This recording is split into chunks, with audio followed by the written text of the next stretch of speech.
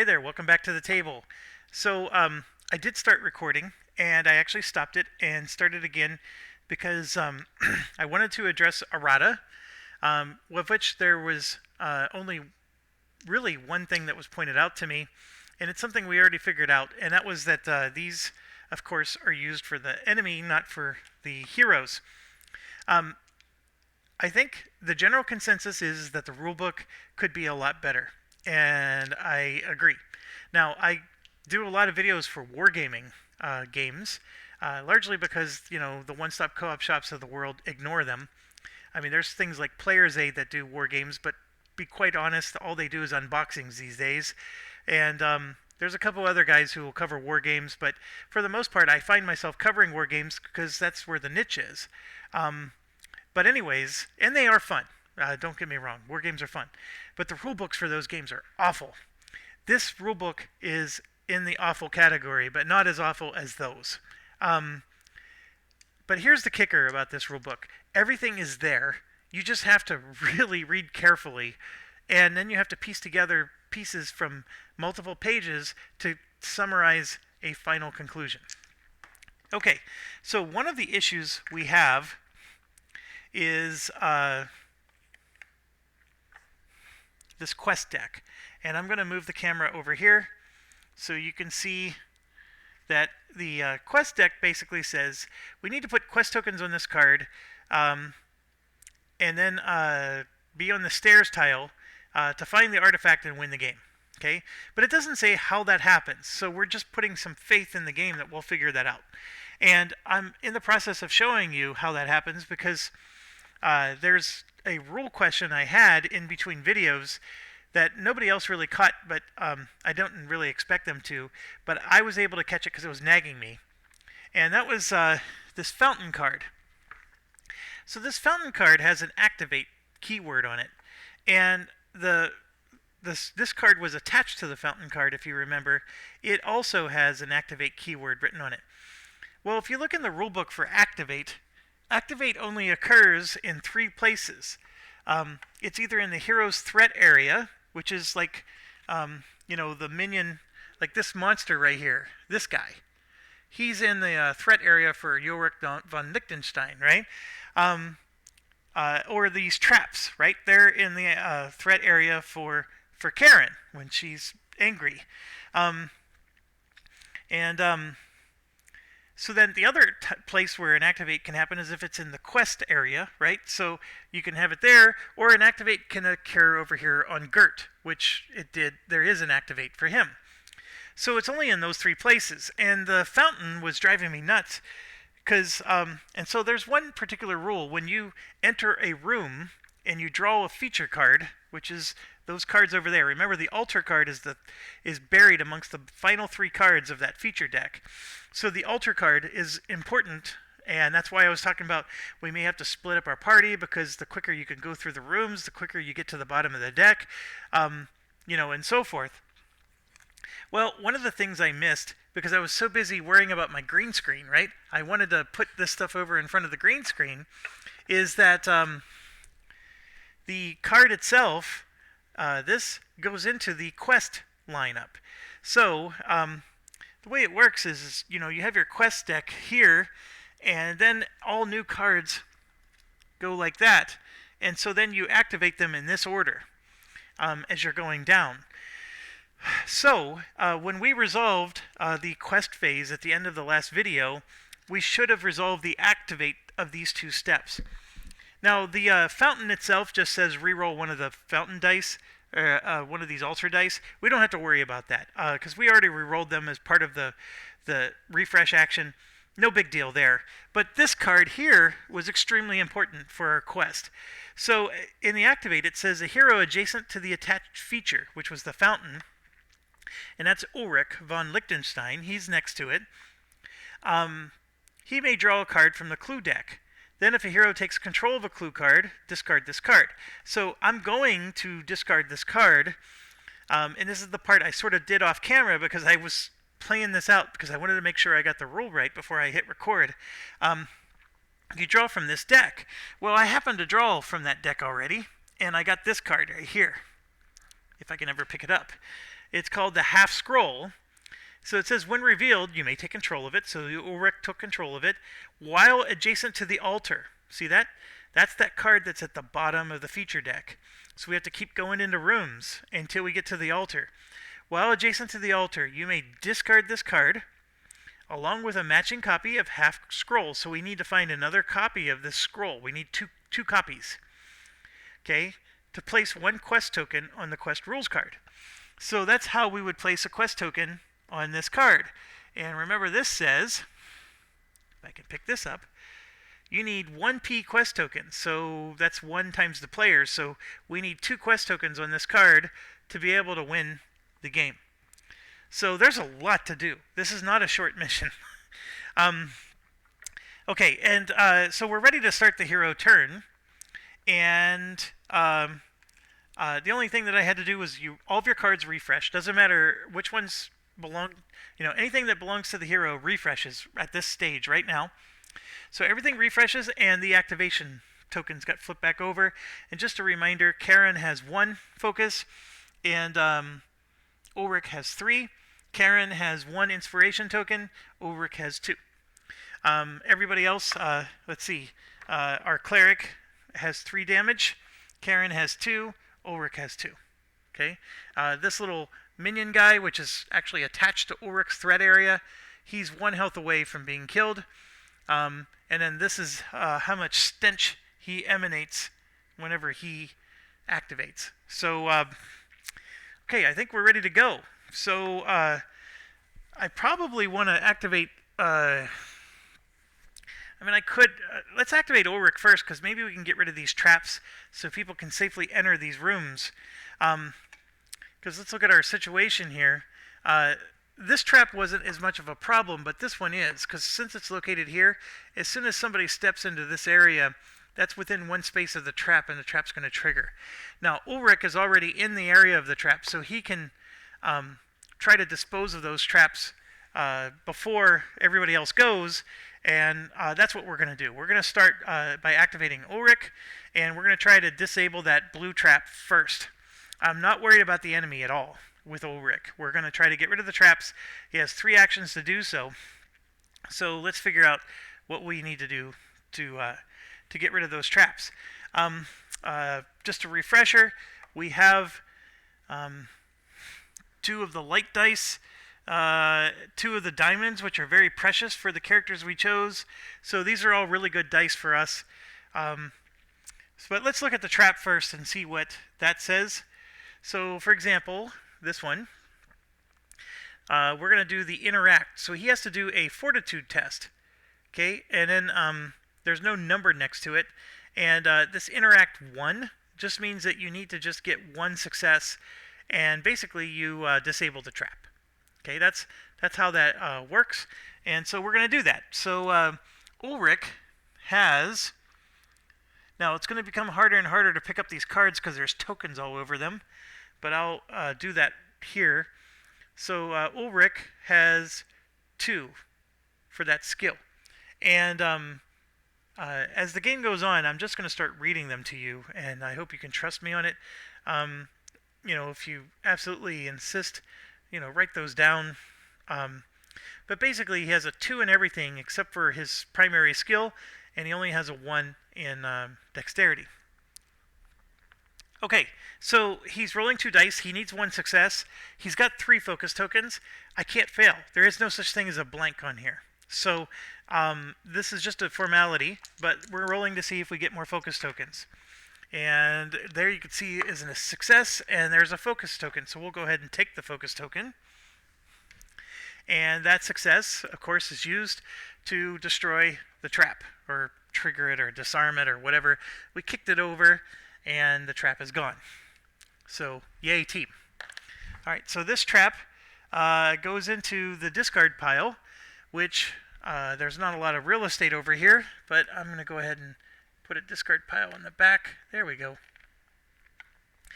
Now, speaking of which, somebody asked, how are you doing this green screen thing, etc.? I should probably just do a video dedicated just to that, but I'm not as fancy as Rado and some of those other guys. as you can see there, that's my Lord of the Rings board game from FFG, and then the Fields of Arla board game. They're piled on top of each other, and then I got another little box that juts out from it, and then I have a camera sticking out from that, and that camera is, see, that's the camera that's used for the green screen, and then of course you have to buy this little green screen thing. You can get that from like an Office Max. And see that stack of poker chips? That's sitting on my camera because otherwise my camera will fall over. So it's holding everything from tipping over. See, physics in action right there. And then of course I got a computer where everything's hooked up, and that's how I upload these videos. So maybe I'll do a video series of how to set it up and all that stuff if you guys really are interested. The software is free. The only thing that's not free is the cameras and, of course, the computer. Okay, so one action for Ulrich is done. And now we're going to do another interact action with Ulrich. And we're going to do it again, this time for the other trap. And there we go. There's a success. There's a success. Done. So trap number 2 is down. So both traps are now disabled. We're clearing out this room, basically. Okay, now let's figure out what can we do next to this fountain. The fountain says we can interact with it and do a search. For each supply gained during this test, you may roll 1 altar die. I sort of want to do that, but let's make sure, because we got cards and other things, right, that we can activate. We could attack with him, which I'm not going to do. Right? Excuse me. This is an action where he could attack. I'm not going to do that. I'm going to let his minion, the mage, take that down. We can exhaust this, which is not an action, because we don't have to do the top part. We can just use the bottom part to deal 1 hit damage. Excuse me. That's going to be blocked because he has 1 armor. So this isn't very good. So now what it is good is if you have that combined with the attack, then yeah, you're dealing an extra damage. The pendant, if you recall, is we can test and have him discard inspiration tokens to add a critical success to the results, or every hero within range gains an inspiration, and this can be done without having to do anything. So for example, we have this. So I'm going to go ahead and do that. I'm going to exhaust this card, and I may flip them over instead of turning them sideways because of my real estate issue, and that works just as good. So we'll go ahead and flip it over to show that we used it, and I'm going to go ahead and roll, which this becomes a water, and I'm grabbing 2 inspiration tokens, 1 for him and 1 for Karen. So Karen gets 1 and he gets 1. Okay? The inspiration tokens, of course, are his special thing. He still has a potion of healing that he can use. I'm sort of holding on to that. This one, we may discard 1 focus to change an altar die to a result of our choice. Not going to do that. And then his primary card, which I'm not going to pick up, says I can exhaust him, and we can use this to give an inspiration to somebody. I don't know if I want to keep giving out more inspiration yet. Maybe we do. It's hard to say.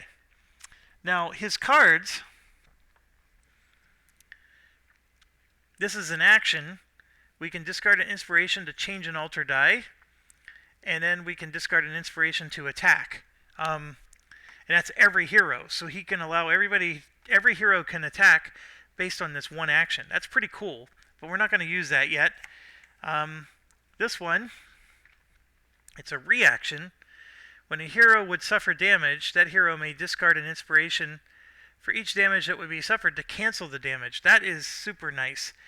He's got 3 of those, and that's a reaction card. So now this is interesting. Each hero within range gains 1 inspiration and 1 armor token, and that's if you have the diamond symbol. So we may want to keep those diamond symbols. I don't see a card here that I want him to play. And so for the 3rd action, we're going to interact with the altar, and we're going to do the search test. And remember I told you all of his skills are a 2, except for his might, and then only a 1 for the dexterity. So we're going to do a 2. It's the blue test. So let's do that. And I have 2 successes. I know it's probably hard to see with the camera there, but there's 1 and there's 2. Now, we've never done a search before, so I just want to make sure we get this perfectly right. Searching. So we're going to draw search cards when resolving a search test. Many of them are consumable. They place them in their play area. When we use the use keyword, search cards within the event trait are resolved immediately. During a hero's action phase, the hero may give 1 or more search cards to another hero as long as they're in spaces adjacent to, so you can trade, is basically what it's saying, but only if you're in spaces adjacent to each other. So we did a search action, which I find it interesting that it says to do a search action, but there. So here's where I'm going. You got an interact, which is more or less what we did, but there is no actual search action here. So what does a search do? I'm assuming I get to draw from the search deck, but heaven forbid it actually tells you that.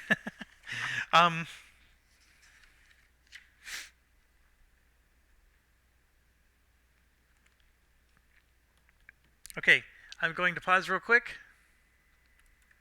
Alright, I'm back. I know I paused the video, so you didn't have to necessarily wait here, but I did find the section. It's on page 19. There is a section called Search. So what happens is you need 1 success to draw a search card from the search deck. Okay, so we're going to do that. And then for every success in addition to the first one that you roll, you get a supply token, which are those special candies that we're going to use to try to level up more than 1 time. And then what we do is we put a token on the feature, which is the this fountain, right? And what that token does is it prevents, so the next time you do a search, it cancels a success. So if we had, let's say there was 1 token on the fountain, this gets canceled by the token, and then this lets you draw a card, and you don't get any supply. So you'd still get to draw a card in this situation, you just don't have any extras to draw supply. You would need this situation to be able to draw a supply if that were the case. But this is our first time searching, so no worries or concerns there. And then this fountain has a special search. For each supply gained during this test, you may roll 1 alter dice. So we are gaining a supply. I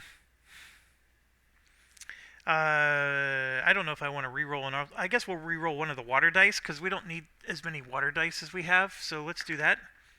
And we got 1 of the life dice back. So I need to find a token, and I think the search token is the torch, right? Because it's for searching. So we're going to put that on the fountain, like so. So now this fountain means, because you can't over search a room. Basically, it's a diminishing returns kind of thing. Eventually, there's not going to be anything left to search for. So before I forget, here's the supply, which we're going to add to the player pool. Remember, it's a universal pool, so we have 3 supply. We need 10 if we want to finish the mission and level everybody up. We're going to draw a search card. So let's do that. As I move you back, and here we go. So this is a consumable. You can use it to exhaust a minion within range. That's really nice. And before rolling dice for your inflict test from an enemy within range, add 1 to your defense value. This is a very nice card either way. It's a one-time use though. Okay. His turn is done, Ulrich, but there's 1 character left, Kayla here. And so what she's going to do,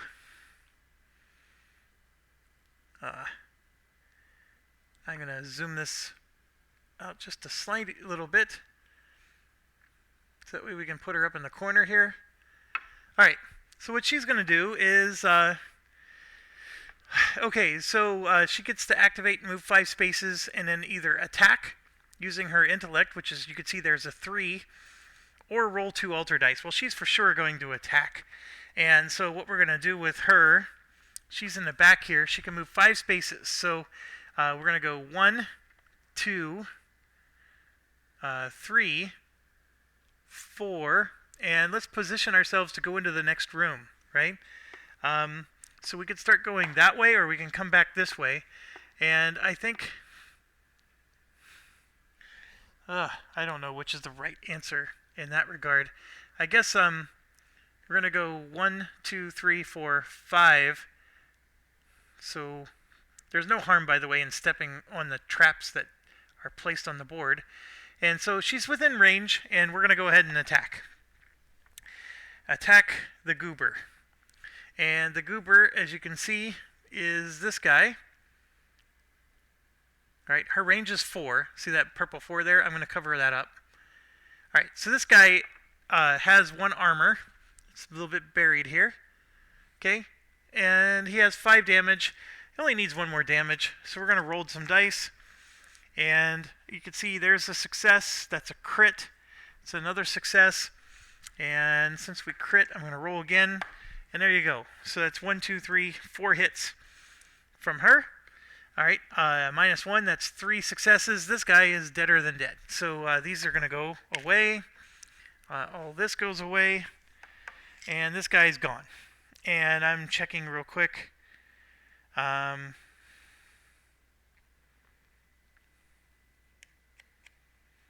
Yeah, that's it. So the Raglan burner is gone. So this guy's dead now. Now, this miniature is gone, so I'm going to put him in a different location. Because here's where I'm going with this. The rulebook is clear that when you run out of certain cards, you then start getting lurkers. Because this game never stops.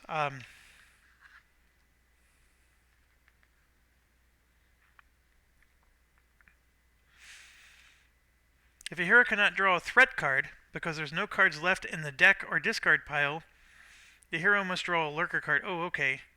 So now there's times when you have to reshuffle cards. Running out of cards in a deck. When a player is instructed to draw a card from the deck, they draw the last card from the deck, reshuffles the discard cards of that deck together, and place them face down to create a new deck. The exceptions of this are villain, quest, and feature. So the quest, the search deck, we don't do that for. The villain, which is Gert, we don't do that for him, and we don't do that for the feature. But the Raglanders, we will. So that'll just get reshuffled. So okay, this guy's gonna come back someday. So no worries there. I couldn't remember. There are certain ones that reshuffle, and there are certain ones that don't. And that's a classic Jeff rule to get wrong. Okay. We are now, I think, fully done with Ulrich von Liechtenstein's turn. So, just as a reminder, no matter what, you always draw a card. So even though he didn't play a card this turn, he still gets to draw one, and that's exactly what he's going to do. And so the card we draw is Stalwart Commander. It's a feat. Each hero, and remember, this doesn't cost any actions to play, each hero may discard 1 inspiration and gain 1 focus and 1 armor. And then with this symbol, each hero gains an inspiration. This is an awesome card, especially if you have that symbol. Very happy with that one. This guy's doing exactly what I wanted him to do. Alright, so now we move to our little rogue. And what are we going to do? Well, firstly, we got Injured Dude. We could do another search, which will be a little bit harder. The search uses the blue skill, which this guy has, but remember, he can't do an interact. He can only do what his card says, which is he moves and either attacks or heals. That's all he can do. Okay, so what we're going to do is we're going to activate this guy first. And he's going to go, his range is 3, by the way. And we have 1, 2... Everybody's within range right now. He can move 5 spaces and heal 2 damage. And let's pull his card up so everybody can see. Let's get her out of the way. Put him in. And maybe zoom that in a little so it's easier to read. The text on these cards is very small, by the way. Alright.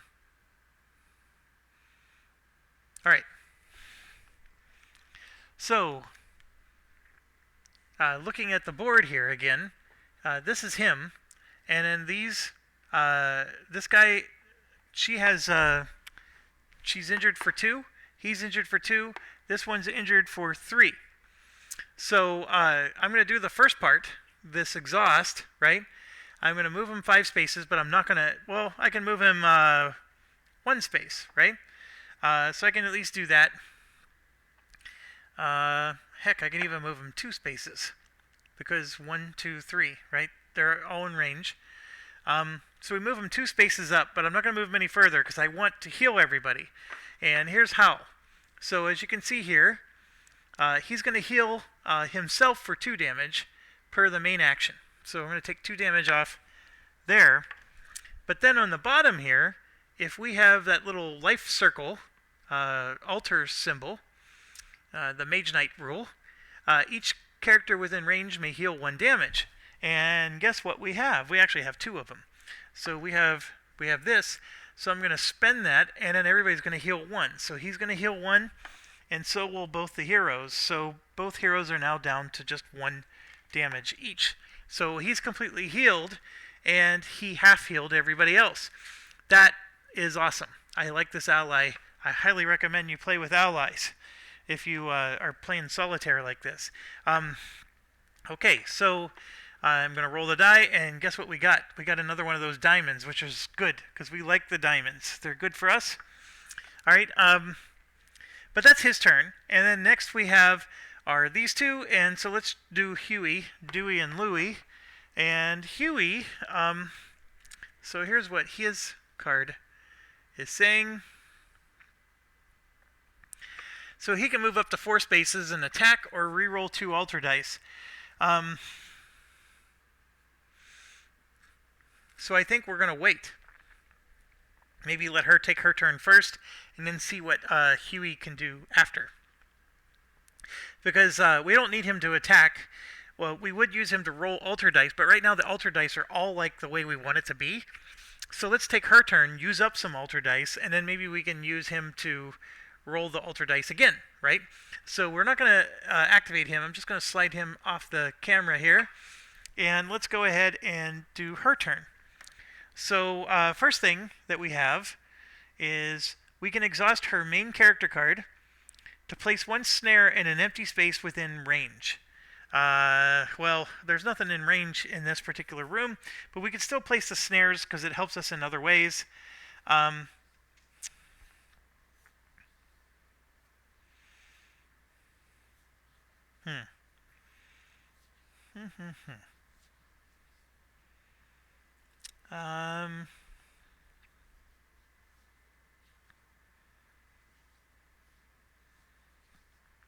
Trying to decide the order I want to do things.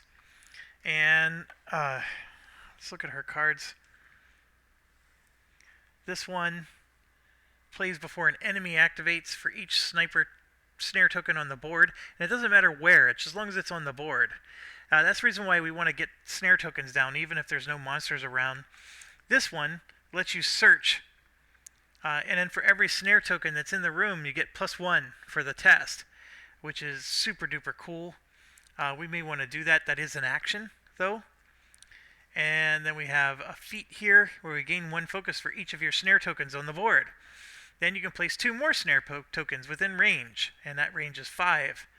And then we can choose somebody else to move spaces, but we don't have that symbol. And then, look, you can even heal with this one, right? So, what do we want to do? Well, I think we want to get another room opened. The problem is, she is going to open the room, and then there's nothing we can do because the minion's going to spawn. But we get bad things that happen to us if there's no active minions on the board. So we don't want to be pissing around, for lack of a better term. So I think my dilemma is I could run all the way across the map through the fountain room to get to this room, but then it's a lot of movement space. Or I could just go 1, 2, 3 and open this door. And that's what I'm going to do. I'm actually going to open this room, and I'm splitting up the party like I said I was going to do. Okay, but we'll do that, and that uses up one of her actions. And that was supposed to be my sound of a door open, which there's no door in the history of mankind that sounded just like that dead duck that I just imitated, but that's what it would have sounded like in my game. Okay, revealing a room. Remember, there's 3 steps. The first step is we draw a feature card. So I'm going to reach across the table and grab one. And here's what we get. The alchemy desk. So there's an activate. A hero adjacent to this feature may heal 1 damage. All right. And then we have interact. For each supply gained during this test, choose a character in this room to heal 1 damage. So if we do a search, for example, and gain some supply, we can heal damage. All right, so I'm going to... These features, by the way, are going to start consuming a lot of table space. That's going to be a little bit problematic, but I have an alchemy desk there. And let me see if I can find the alchemy desk without having to pause the video. And I don't think I'm finding it real quick here. Oh boy. Alright. I'm pausing. Alright, I'm back. Okay, so this is the alchemy deck. Pretty cool looking. I still confess that this is one of the coolest parts about the game. The board is like starting to fill in. And so again, we have to use the white pieces because it takes up 2 squares basically. And it has to be this square and this square. So we do that. And because it's so close to me, the camera is a little off. So again, I'll show you this square and this square. It takes up just 2. So these 2 squares are open. And okay, that's the first thing we do. And it's a harmless feature. So it's not like a feature that's going to hurt us or anything. It does nothing but help us. Then we're going to draw a quest card. Yep. So we're going to draw this quest card. Not a clue card, but the quest card. And there's some text up here. I'll go ahead and let you pause it if you want to read that. Okay, when revealed, attach this card to this room's feature card. Then each hero must either discard 1 focus or draw a lurker card. Well, we both have focus, so that's not an issue. We'll both discard a focus. So nothing there. Okay, so then as an activate, a hero adjacent to this feature may draw a card from the clue deck. Then we would discard this card. So that happens during the quest phase. So right now, this is attached to the alchemy desk, and we need a hero to go next to the alchemy desk to be able to do that. And this is how the quest deck is shaping up. See those 2 features on the end? And they're going to just continue. And I think it's going to loop around the board, and we're going to go this way, right? Because I'm going to need a lot more room than I currently have allocated for that. All right, so that's the quest card. And then we're going to draw threats. Each hero draws and resolves 1 threat. And that is the Raglander deck. So we're going to draw 2 cards. I'm just reaching across the table. Okay, first up we're going to do is Karen. So here's the 2 cards. Here's Karen's card. She got the Curious Odor event. Put this in your threat area. She has to interact with a task.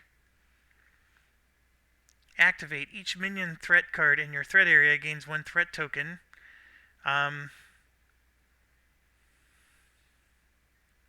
So does that just mean I interact with it? I guess I don't have to be anywhere. It's an event card. That's the thing that's thrown me off. But I guess it's an event card that you have to spend an interact action to get rid of. So she has basically a stench card. And this here, this little diamond is going to hurt us because remember we have 3 diamonds. So we may want to spend an action to get rid of that card. Okay, so that's hers. And then Ulrich's, he got a Raglan burner. So This guy is red, so we're going to apply a red doohickey on him. And these are really nice, by the way. They're like rubber. They're a lot nicer than the plastic ones that you're used to having. And it's going to spawn in the room that she opened, which is here. So he's actually not in range of anybody, but I think he has enough movement points that he can hit her when it's his turn. So that's our dilemma, right? We got this dude that spawned that we're not going to kill, and he's going to inflict some damage on her, but it belongs to Ulrich, who's already taken his turn. What rule that you might be wondering about is there's a door here. It has not yet been opened, so the enemy cannot just barrel through this door. He can only go through open doors, and same with us. We can only go through open doors as well. There's not a just because you see a door space here doesn't mean this guy can come through and attack this way. That's not the way it works. Okay, all of that was just one action.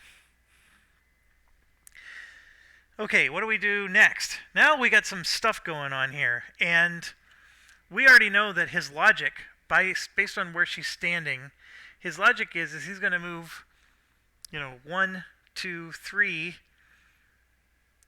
because he wants to get within 1, 2, 3, 4.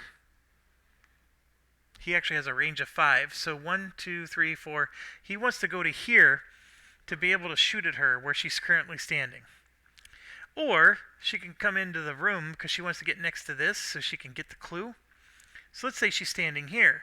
Then he's going to want to be 1, 2, 3, 4, like back there, or any of these spots, right? He's going to want to move back to fire. And the point I'm trying to make is I think we want to get her to here, and then maybe drop some traps, right? And make him trigger those traps so we can get some cool cash and prizes, right? So how would we do that? Well, and then we have the problem of the curious odor. So set the bait is I can set a trap within range 4 spaces away. So this would be 1, 2, 3, 4. I can only set the bait 4 spaces away, so I can't get to the back here with her. And I'm talking about her character card. Now I do have like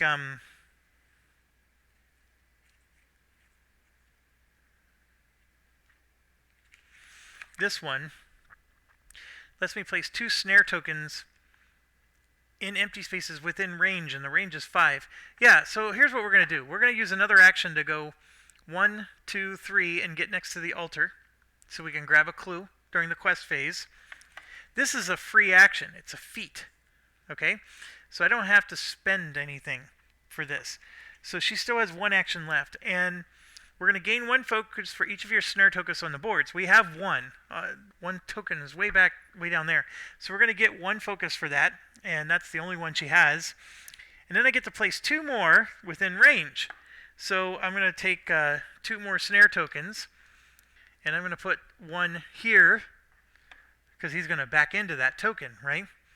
And then I'm going to put 1 here, because I want him to move towards me later and possibly take another hit. Okay? And then I don't have the water symbol, so I can't do the bottom piece. So that goes into her discard pile, which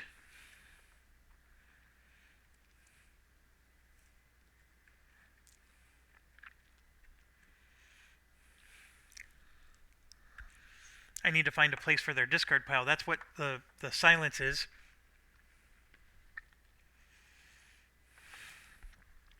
There's so many cards on the table right now. I think what I'm going to do is, for their discard pile, I'm just going to put it underneath their draw pile, but face up. So that way I know when to reshuffle. And then I don't confuse their discard pile with anything else. Okay. Alright. She still has one more action, and I think that one more action for her to do is let's get rid of this Curious Odor card. Or we could shoot, actually, because this guy's not going to die. So if we shoot him...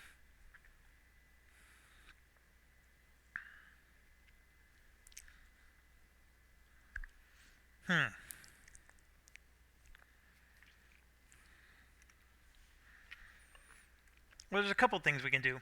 First one is, I am going to spend one of these. We got a fire one. That's a new one. And the card I keep talking about is this is her primary card. And I always hesitate because she has tokens on her now, so it's harder to pick up the card. But basically, what it's saying there is we can place a snare in an empty space within range, and then the range is 4. And why am I doing this? Well, as you saw, we get bonuses just for having snares on the board.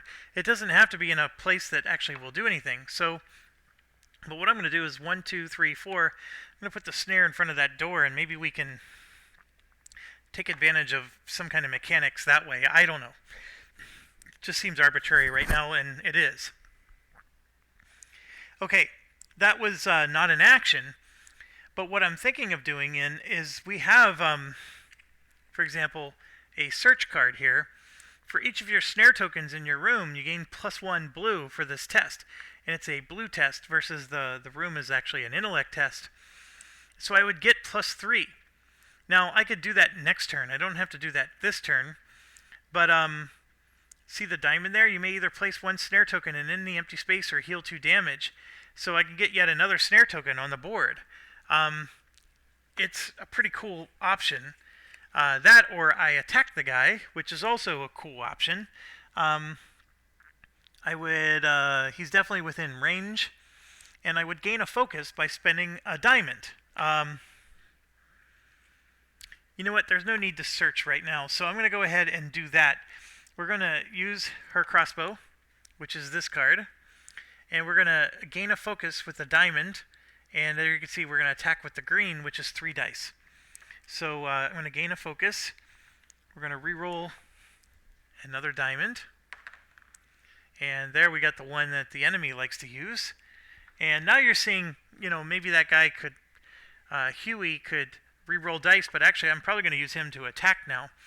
All right, and so now let's attack. We get 3 dice. And you can see we have 1, 2 successes, and then 2 focus. So I could make it 3 successes if I spend this focus to power that one up. And I'll do that. I'll make it 3 successes, which is 2 damage to the bad guy, because he has 1 armor, and he has 4 health left. So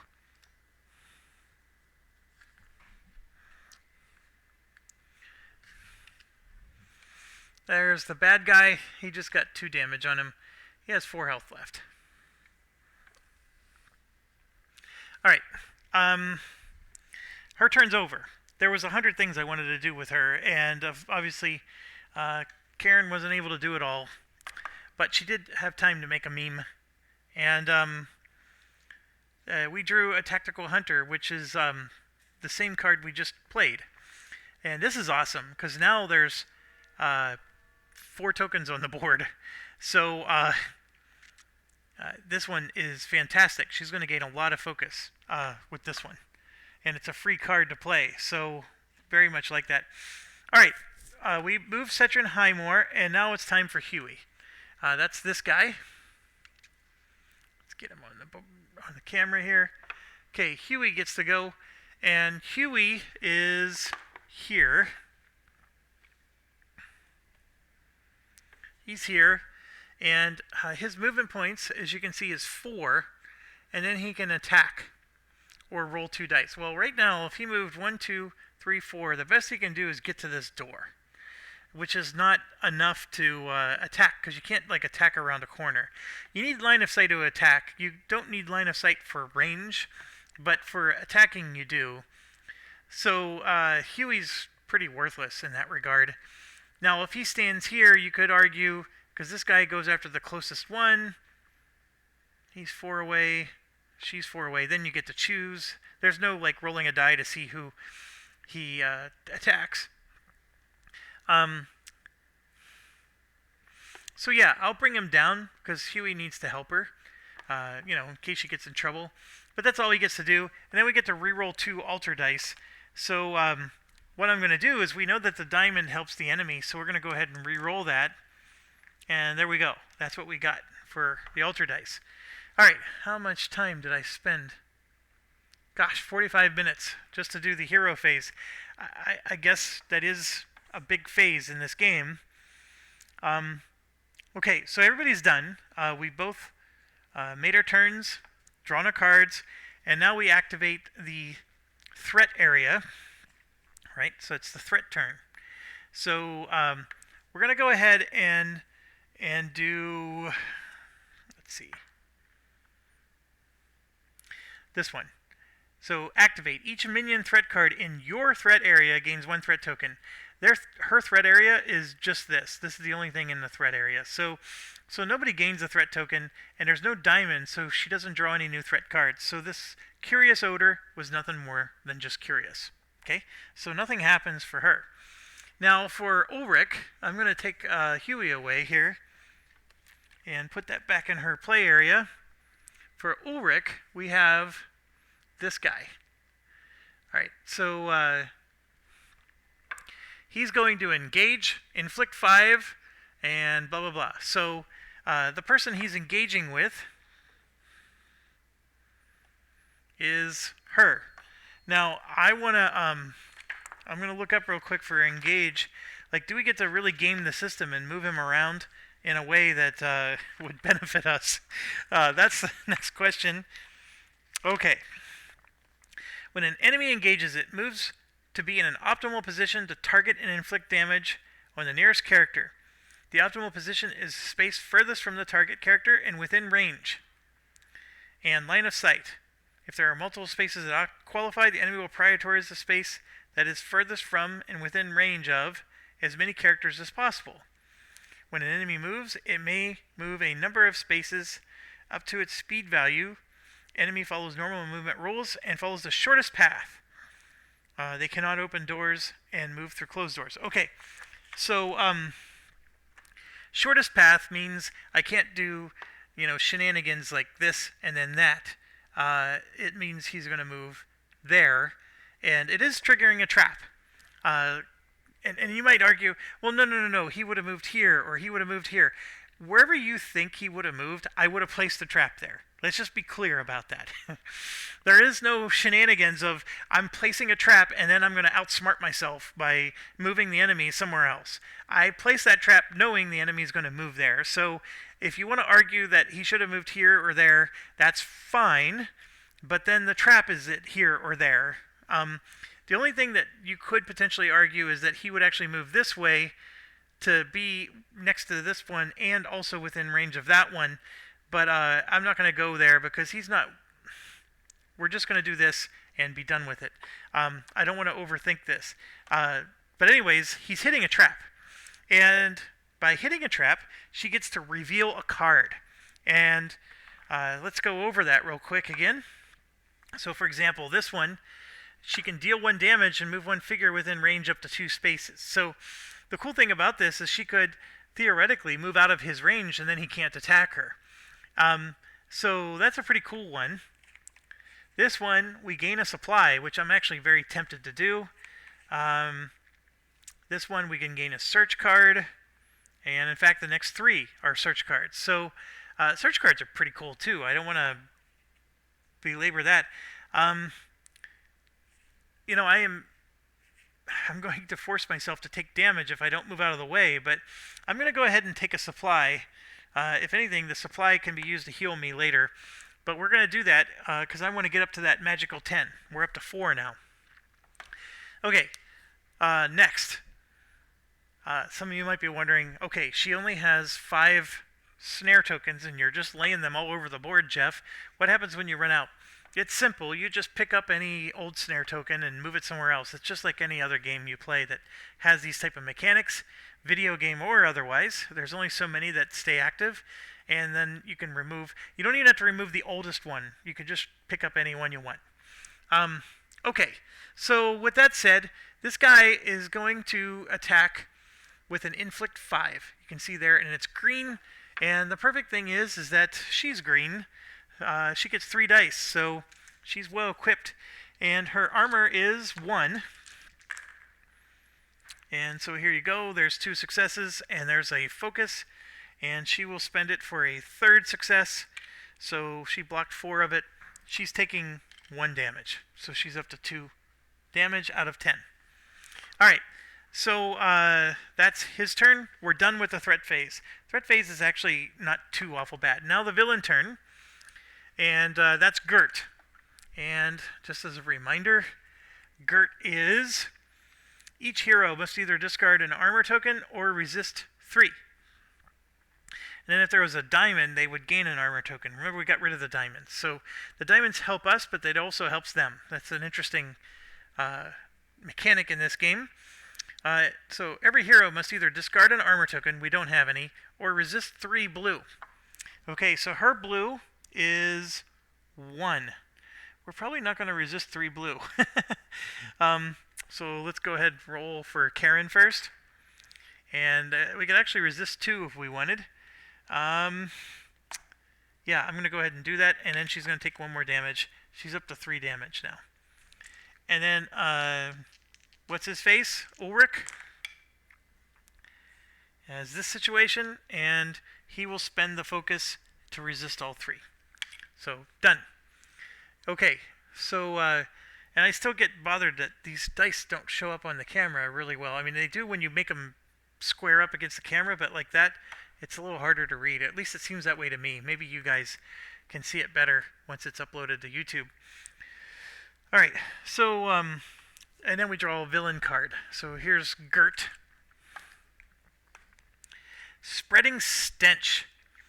Each character must resist 3. Holy buckets. Each character must add 2 to this difficulty if there are more enemies than characters in their room. Well, the good news is that's not the case. But resist 3 is not fun. Okay, so let's start with Karen again. Her, she has a 2. And she's out of focus tokens. So we have a success. We have another success. She would have resisted it, but she doesn't have any more focus tokens. But she gains a focus token. And she is now up to 4 damage. So we're going to need our little priest guy to heal her. And then Ulrich has 2 as well. And there's 1 success and a focus. He's going to go ahead and spend a focus. He's down to 1. And he's going to take a damage. So he's up to 2 damage. Now, we do have a card that he can play. Oh, I think we already played it. Sorry, I'm trying to pick it up. Yeah, we did this to gain inspiration. Here we could... oh no, I'm sorry, that's not the card I'm looking for. Oh, it's a react card. See, this is why you don't want to control 4 characters. When a hero within range would suffer damage, that hero may discard inspiration. The problem is she's not within range. So the whole splitting up the party thing is backfiring against us, which is fine. I like these kind of rules where it rewards you for staying together. So we could have played this to block his damage. And then every hero within range, if there was a diamond, would gain an inspiration armor token. But I do have 3 of them. But I'm not going to play it. He took 1 damage. He's up to 2. We're fine. Okay. So that was the villain phase, and now we do the quest phase. So the quest phase, like we said, we're now going to activate along the edge here. So we start with this one. Each hero who controls a clue card must either discard 1 focus for each clue card they control or resist 3 intellect. If there's 1 P tokens in this card, each hero must draw a threat card.